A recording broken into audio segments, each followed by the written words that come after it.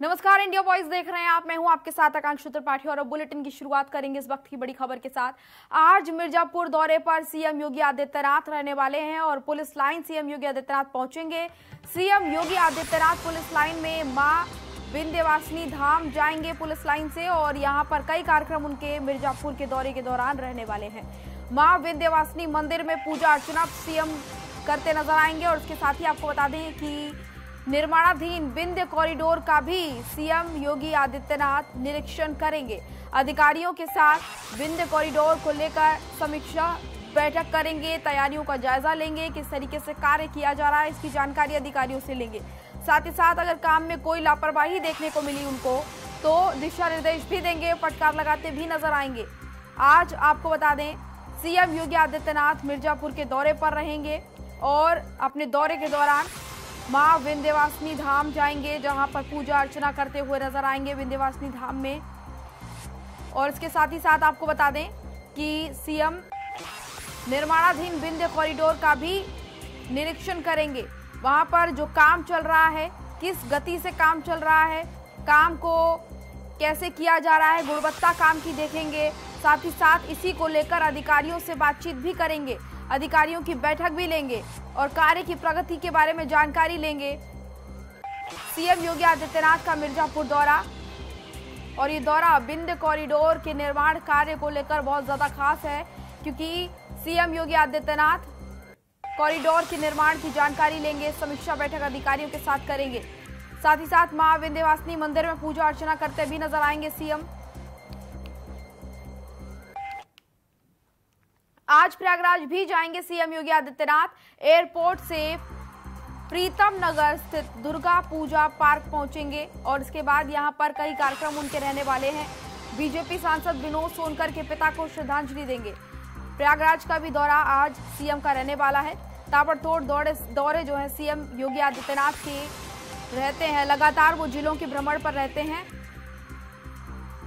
और लोगों से बातचीत करते हैं, लोगों से मिलते हैं। आज प्रयागराज जाएंगे, साथ ही साथ मिर्जापुर भी जाएंगे, जैसे कि हम अभी आपको बता रहे थे। एयरपोर्ट से प्रीतम नगर स्थित दुर्गा पूजा पार्क पहुंचेंगे। इसके बाद बीजेपी सांसद विनोद सोनकर के पिता को श्रद्धांजलि प्रयागराज में देते नजर आएंगे। तो ये कार्यक्रम सीएम योगी आदित्यनाथ का हम आपको बता रहे हैं, क्या आज उनका कार्यक्रम रहने वाला है। आज प्रयागराज भी जाएंगे, साथ ही साथ मिर्जापुर भी जाएंगे। मिर्जापुर में मां विंध्यवासिनी मंदिर में पूजा अर्चना करेंगे। जबकि अगर प्रयागराज की बात करें तो प्रयागराज में बीजेपी सांसद विनोद सोनकर के पिता को श्रद्धांजलि देंगे। और यहाँ पर जब सीएम योगी आदित्यनाथ प्रयागराज पहुंचेंगे तो तमाम बीजेपी के कार्यकर्ताओं के द्वारा उनका स्वागत किया जाएगा। शोएब रिजवी हमारे साथ ज्यादा अपडेट के साथ जुड़ गए हैं। शोएब, आज प्रयागराज दौरे पर सीएम योगी आदित्यनाथ आएंगे और यहां पर बीजेपी सांसद विनोद सोनकर के पिता को श्रद्धांजलि देने की जानकारी मिल रही है। इसके अलावा और क्या कार्यक्रम सीएम का रहने वाला है, कितने बजे प्रयागराज पहुंचेंगे? बिल्कुल 2 से ढाई घंटे तक प्रयागराज में रहेंगे। हालांकि उनका जो कार्यक्रम है वो मिर्जापुर में है। मिर्जापुर पहुंचेंगे, वहां पर कई कार्यक्रमों में शामिल होंगे। उसके बाद करीब 4:15 पर वो प्रयागराज आएंगे। प्रयागराज में बमरौली एयरपोर्ट से सीधे प्रीतम नगर एक जगह है, जहां पर कौशाम्बी से जो सांसद है विनोद सोनकर, उनके पिता की त्रयोदशी प्रोग्राम है, 13वीं का प्रोग्राम है, उसमें वो शामिल होने आ रहे हैं। वहां जाएंगे, उनको श्रद्धांजलि देंगे और वहां कुछ देर रहेंगे। उसके बाद उनके वापस लखनऊ करीब 5 बजे वापस जाने का प्रोग्राम है। तो फिलहाल उनका यही प्रोग्राम है। उम्मीद की जा रही है कि हो सकता है इस बीच में कुछ लोगों से वो मिले, लेकिन जो ऑफिशियल अभी तक जानकारी है उसके अनुसार वो करीब 4:15 बजे मिर्जापुर से सीधे पहुंचेंगे बमरौली एयरपोर्ट और वहां से सीधे प्रीतम नगर विनोद सोनकर के पिता को श्रद्धांजलि देने पहुंचेंगे और वहां उस कार्यक्रम में करीब 2 से ढाई घंटे तक रहेंगे। जी शोएब, यानी कि आज सीएम 2 जिलों के दौरे पर रहेंगे। सबसे पहले सीएम जाएंगे प्रयागराज और फिर इसके बाद मिर्जापुर जाएंगे, जहां पर तमाम कार्यक्रम है, और फिर वहां से रवाना हो जाएंगे लखनऊ के लिए। बिल्कुल, सबसे पहले वो थोड़ा सुधार कर लेंगे। वो सबसे पहले मिर्जापुर जाएंगे। मिर्जापुर में वो मां विंध्यवासिनी के दर्शन करेंगे, पूजा पाठ करेंगे। उसके बाद कुछ जो योजनाएं हैं उसको लेकर के उसका निरीक्षण भी कर सकते हैं। उसके बाद वहां पर जाकर के एक अधिकारियों के साथ और जो पार्टी कार्यकर्ता उनके साथ बैठक भी करेंगे। तो वहां पर मुख्य कार्यक्रम उनका होगा। वहां पर वो ज्यादा समय तक रहेंगे। उसके बाद वो करीब 4:15 बजे मिर्जापुर से इन तमाम कार्यक्रमों में शामिल होने के बाद 4:15 बजे वो प्रयागराज के बमरोली एयरपोर्ट पहुंचेंगे और एयरपोर्ट से सीधे वो दुर्गा पूजा पार्क यहाँ पर है धूमनगंज इलाके में, वहां पर विनोद सोनकर के जो पिता है उनकी श्रद्धांजलि सभा में जी बिल्कुल, और श्रद्धांजलि देने के बाद लखनऊ के लिए रवाना हो जाएंगे। चलिए शोएब, तमाम जानकारी के लिए बहुत बहुत धन्यवाद आपका। सीएम योगी ने गुजरात के राज्यपाल से मुलाकात की है। शिष्टाचार भेंट ये मानी जा रही है। अपने सरकारी आवास 5 कालिदास मार्ग पर ये मुलाकात हुई है। गुजरात के राज्यपाल आचार्य देवव्रत से सीएम योगी आदित्यनाथ की मुलाकात हुई है और ये मुलाकात शिष्टाचार भेंट मानी जा रही है। सीएम आवास पर ही ये मुलाकात हुई है। मुख्यमंत्री योगी आदित्यनाथ ने गुजरात के राज्यपाल से अपने आवास लखनऊ के आवास 5 कालिदास मार्ग से मुलाकात की है और ये तस्वीर आप देखिए, राज्यपाल की सीएम योगी आदित्यनाथ से मुलाकात। गुजरात के राज्यपाल के साथ सीएम योगी आदित्यनाथ की तस्वीर देख सकते हैं आप। राज्यपाल और सीएम के बीच बातचीत भी हुई इस मुलाकात के दौरान और इस मुलाकात को शिष्टाचार भेंट बताया जा रहा है। और यहाँ पर तस्वीरें आप देखिए किस तरीके से ये मुलाकात रही। सीएम आवास पर ही ये मुलाकात हुई जहां पर तमाम चर्चाओं को लेकर बातचीत की गई, तमाम मुद्दों को लेकर बातचीत की गई। गुजरात के राज्यपाल से सीएम योगी आदित्यनाथ ने मुलाकात की। आचार्य देवव्रत गुजरात के राज्यपाल हैं और ये तस्वीरें आप देखिए, आचार्य देवव्रत गुजरात के राज्यपाल से सीएम की मुलाकात की तस्वीरें आपको दिखा रहे हैं। सीएम योगी आदित्यनाथ के लखनऊ स्थित 5 कालिदास मार्ग पर ही ये मुलाकात हुई है और मुलाकात के दौरान की तस्वीरें आपको दिखा रहे हैं। शिष्टाचार भेंट सीएम योगी आदित्यनाथ से गुजरात के राज्यपाल ने की और यहां पर सीएम योगी आदित्यनाथ के साथ खास बातचीत भी की है उन्होंने। लखनऊ से यूपी एटीएफ ने पीएफआई से जुड़े अहमद शेख को गिरफ्तार कर लिया है। बड़ी जानकारी आपको दे रहे हैं। अहमद शेख मदेगंज इलाके से किराए के मकान से गिरफ्तार किया गया है। बड़ी जानकारी आपको दे रहे हैं। पीएफआई से जुड़ा हुआ ये बताया जा रहा है। देश विरोधी गतिविधियों के चलते इसकी गिरफ्तारी हुई है। अहमद बेग साल 2022 विधानसभा चुनाव में कैसरगंज विधानसभा से चुनाव भी लड़ा था। एक पत्नी को तलाक दे चुका है, दूसरी पत्नी के साथ रह रहा है। अहमद बेग हिंसक और आपराधिक गतिविधियों में शामिल था। इसकी गिरफ्तारी हुई है। उसने एनआरसी सीएए के प्रदर्शन के दौरान भी जमकर बवाल और हिंसा कराई थी। इसके अलावा ये लव जिहाद, जबरन धर्म परिवर्तन, मुस्लिम युवाओं को कट्टरपंथी बनाने और मनी लॉन्ड्रिंग के साथ ही प्रतिबंधित समूह से संपर्क में रहता था। इतना ही नहीं, राजस्थान, मध्य प्रदेश और महाराष्ट्र, वेस्ट बंगाल, कर्नाटक, केरल और ओमान तक तकरीर करने जाता था। साथ ही साथ देश विरोधी गतिविधियों में भी ये संलिप्त रहता था। इसकी गिरफ्तारी हुई है। वह धार्मिक कट्टरता की पाठशाला चलाता था। पीएफआई को से जुड़ा ये बताया जा रहा है। अब देश विरोधी गतिविधियों के चलते इसकी गिरफ्तारी हो गई है। पीएफआई से जुड़ा अहमद शेख पुलिस की गिरफ्त में आ गया है। देश विरोधी गतिविधियों के चलते लगातार पुलिस इसकी खोज कर रही थी और अब इसको पुलिस ने गिरफ्तार कर लिया है। मदेगंज थाने के पक्कागंज से इसकी गिरफ्तारी हुई है। एक पत्नी को ये तलाक दे चुका है और दूसरी पत्नी के साथ ये रहता था। तमाम संदिग्ध दस्तावेज और लैपटॉप भी पुलिस ने इसके पास से बरामद किए हैं।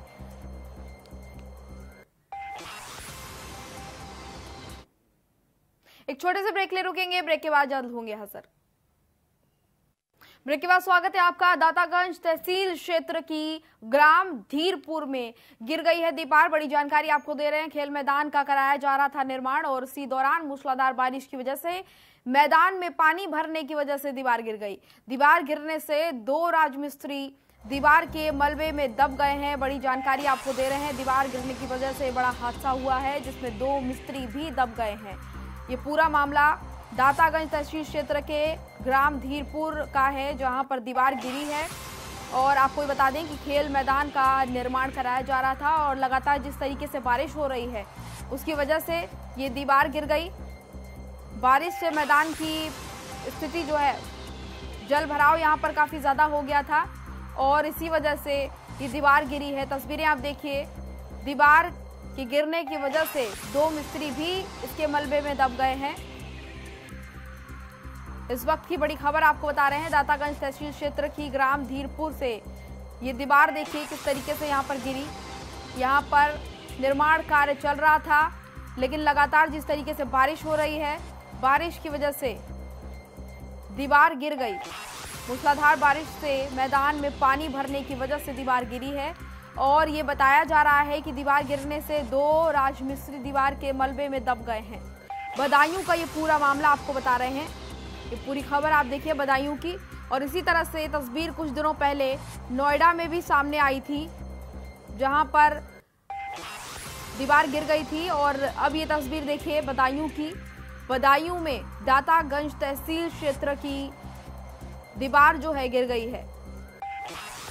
धीरपुर गांव की दीवार, जहां पर निर्माण कार्य चल रहा था, खेल मैदान का निर्माण कार्य कराया जा रहा था, लेकिन बारिश जिस तरीके से हो रही है, बारिश की वजह से जल भराव की स्थिति बन रही है और इसी वजह से दीवार भरभरा कर गिर गई। दीवार गिरने से 2 मिस्त्रियों के दबने की जानकारी मिल रही है। मलबे में 2 मिस्त्री दबे हैं, ये जानकारी मिल रही है। बदायूं से इस वक्त की बड़ी खबर आपको बता रहे हैं। दातागंज तहसील क्षेत्र के धीरपुर गांव का ये पूरा मामला है।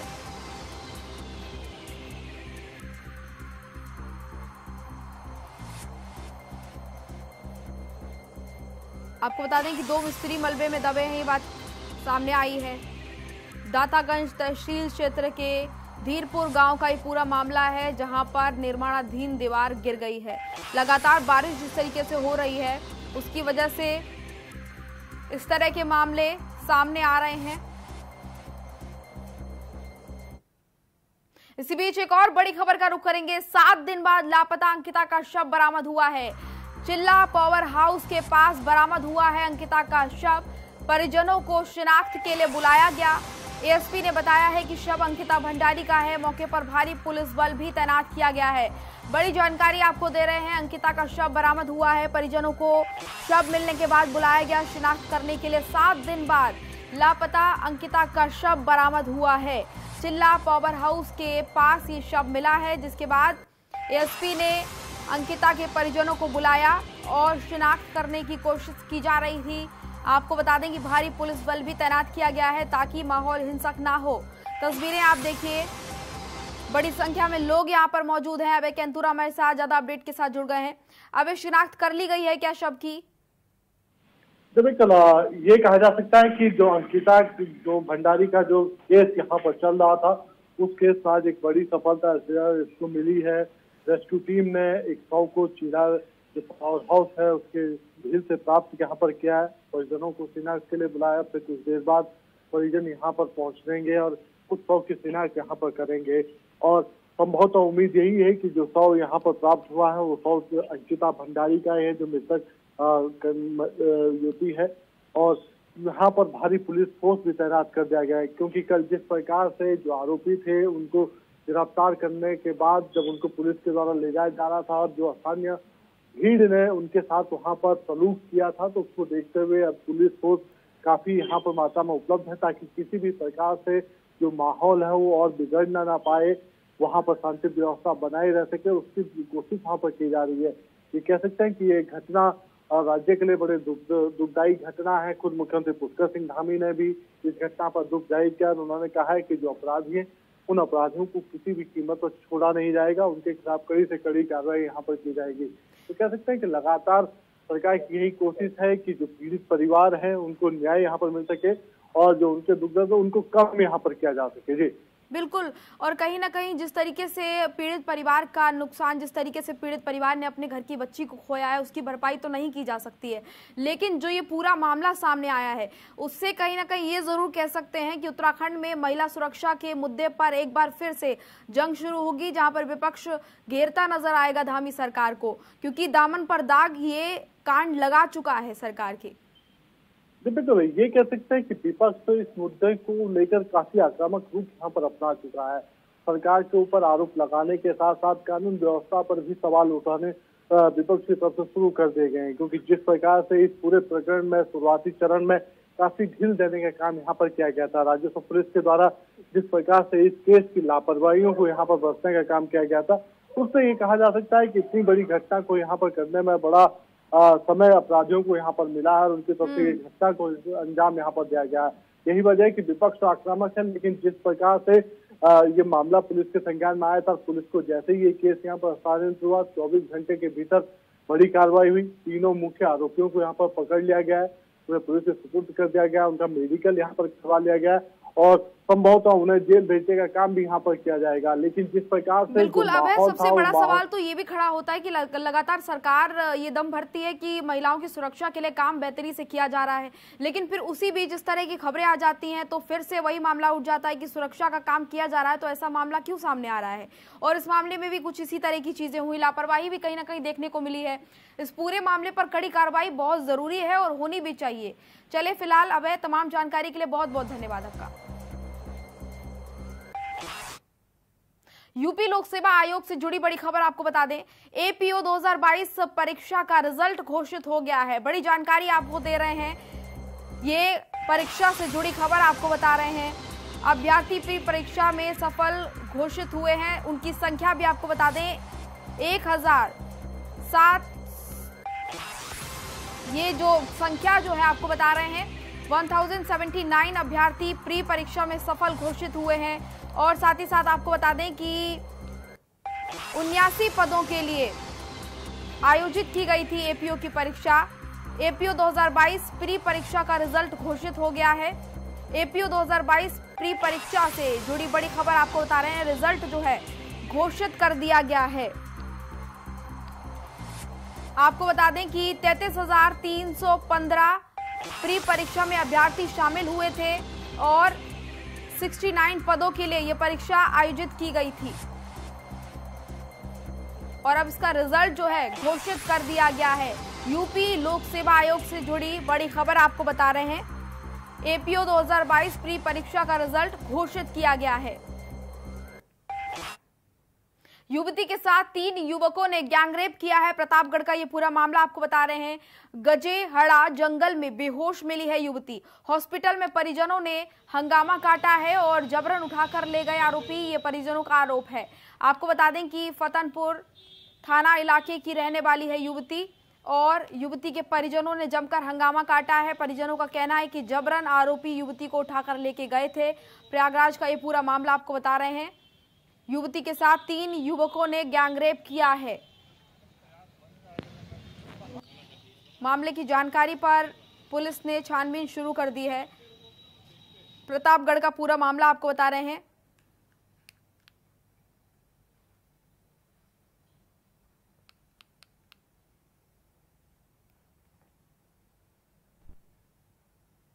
आगे बढ़ेंगे, बिजनौर से बड़ी खबर आपको बता दें, तेज रफ्तार का कहर बिजनौर में देखने को मिला है। 2 बाइकों की आमने सामने से टक्कर हो गई है। बड़ी जानकारी आपको दे रहे हैं बिजनौर से। 2 बाइकों की आमने सामने से टक्कर में यह हादसा हुआ और इस हादसे में एक बाइक सवार युवक की मौत हो गई है। साथ ही साथ जो घायल हुआ है उसको इलाज के लिए सीएचसी में भर्ती कराया गया है। तस्वीरें आप देखिए, कितना भयानक यह हादसा रहा।